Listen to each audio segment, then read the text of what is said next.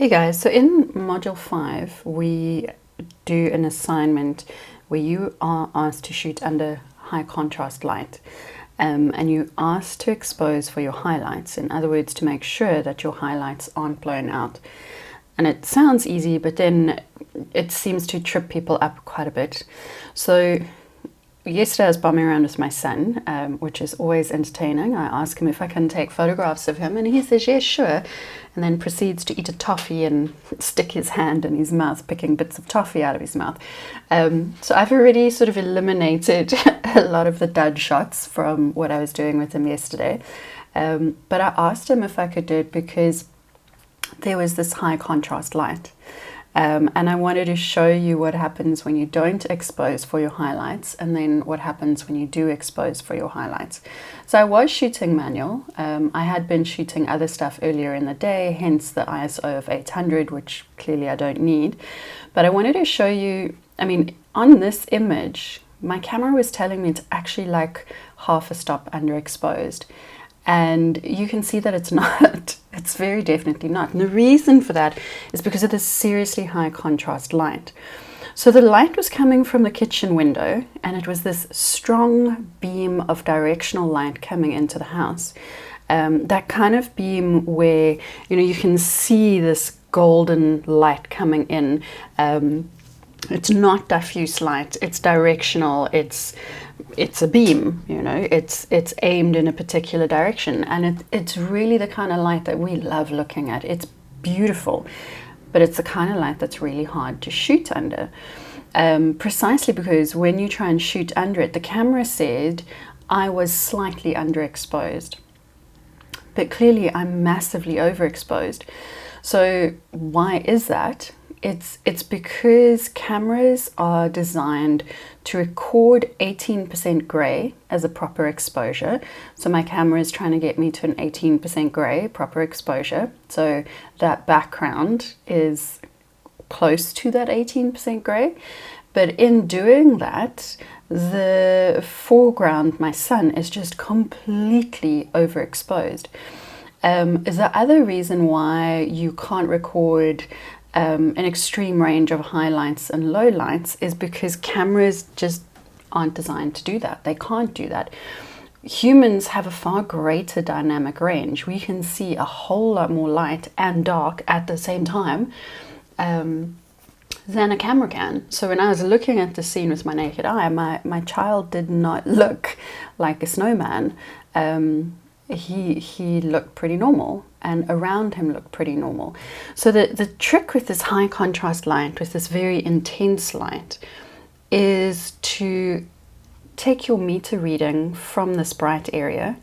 I tend to use spot metering. I can't remember if I had it set to spot metering. I think I was using one of my newer bodies that I haven't actually set to spot metering. But take your metering from this highlight area and then work accordingly. So I'm going to show you some of those in a sec. I just wanted to show you this one because even if I try and adjust my brightness on this, and this was shot in RAW, so I've got more leeway than I would have if I worked in JPEG, even if I dip my brightness all the way down, I can't recover that information because it simply never recorded. It was too bright. It records from 0 being pure black to white being 255. That's the sort of range of tones, and it couldn't record that. It was too bright for the camera to record. So this shot is essentially useless. I need to bin it, which is what I'm doing now. Then I just wanted to show you this shot. This is my boy getting into position, but I just wanted to show you the change.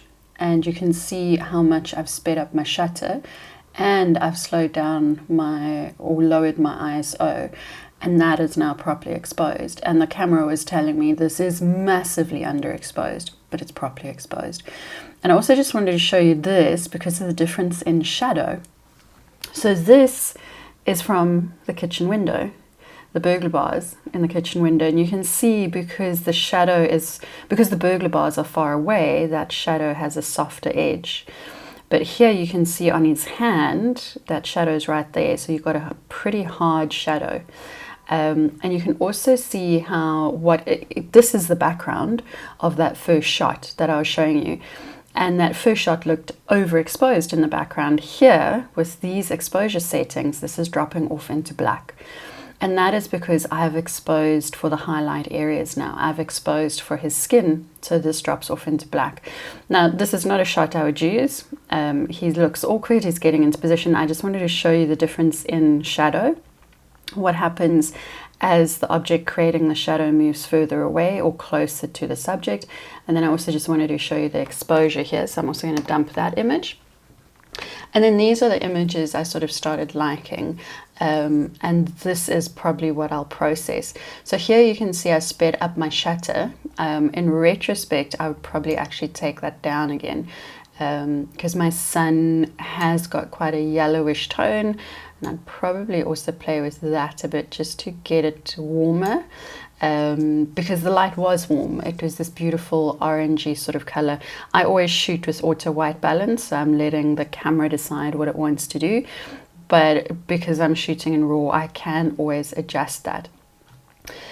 In these images, also what I wanted to show you is how to work with the shadow. So I'm not putting him here so that I can't see him. I am allowing the shadow onto his face. Also, I don't have that much directorial control here because he moves as he sees fit. But I'm allowing the shadow onto his face, but it's not obscuring for me any important element of his face. And I quite like this sort of cross shape that it makes. So I'm just going to whiz through a few of them because I wanted to show you how to work with this high contrast light. And then I want to show you what happened when I started essentially following him around the room because he got bored of taking instruction. I want to show you how the light changed with that as well.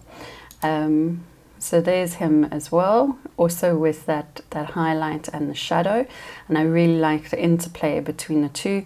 And again, you can see that difference in the edge of the shadow there from the burglar bars and that shadow from his arm.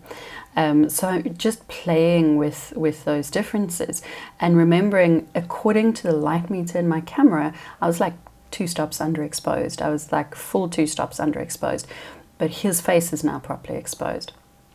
So just a few more. I probably wouldn't use that. That was mid-chew. It doesn't look too bad compared to some of them, but yeah, he's busy chewing there. I quite like that one. Playing with this sort of moody shadow. And I think the nice thing about the shadow that I found here is that it's both hard and soft. So I've got the soft edge and I've got the harder edge. But you see I'm also playing around with where the shadow goes and what elements of the shot are going out of range. Yeah, I like that one. Tiny little catch lights. Would have been nice if they were bigger, but that's, you know, that's the nature of the beast in this particular instance.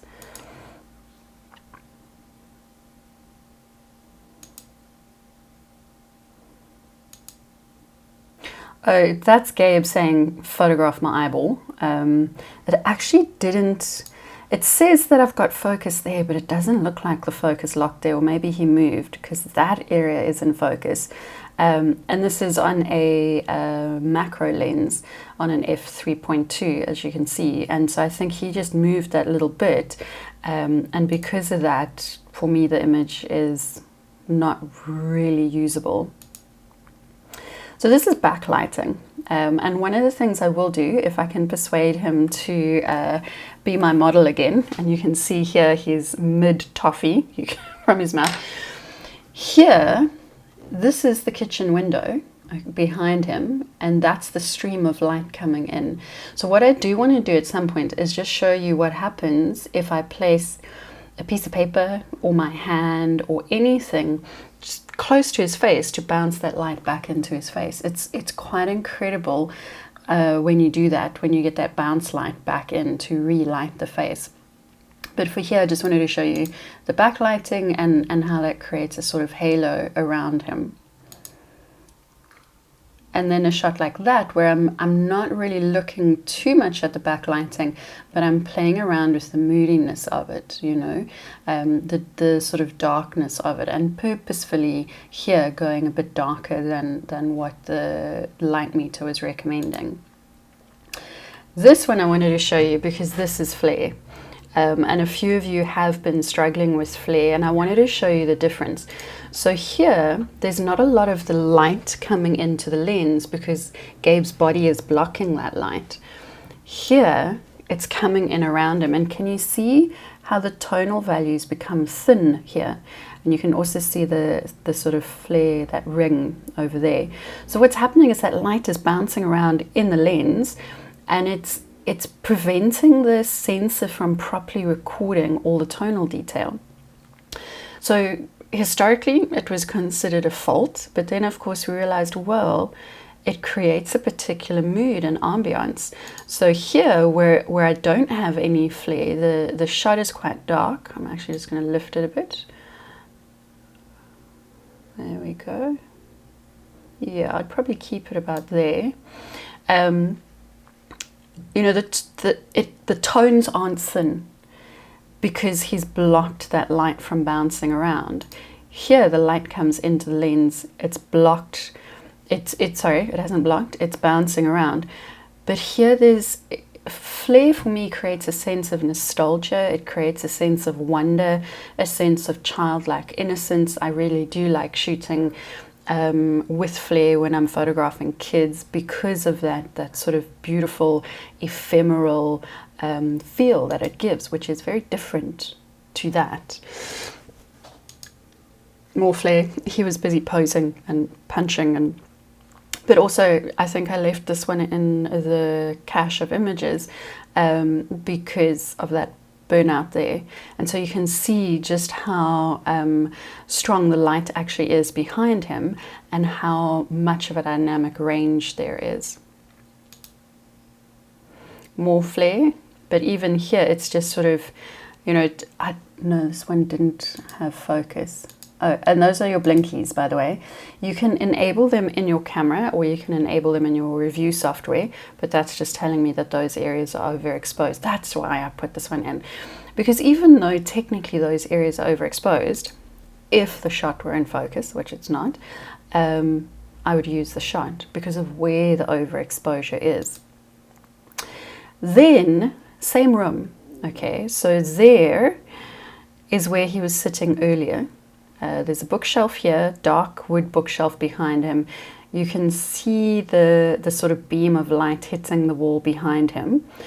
Now we've stepped outside of that beam of light.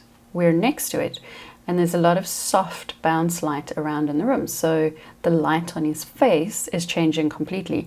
Now, the reason also why I wanted to show you guys this was shot in one space, and just moving around, you know, into the light, away from the light, light behind, light next to you so that it bounces.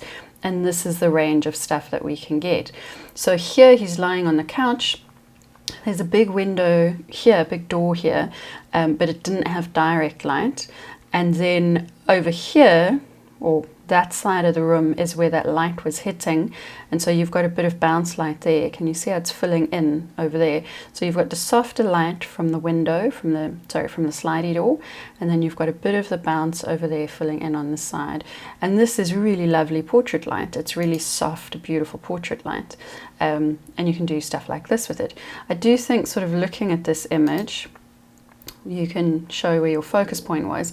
I purposefully focused on that eye, but now looking at it, I'm sort of, maybe I should have focused on that eye, just because I think the composition leads more to that eye. So that's a bit of a discussion about high contrast light, how to work with high contrast light, focus in on your highlight areas, set your exposure according to your highlight areas, and then keep playing until you get that exposure right. It's looking at backlighting, it's looking at flare, and it's looking a little bit at bounce light as well, and all in one space. So just being aware of what the light does in these different spaces. Hope that helps, guys.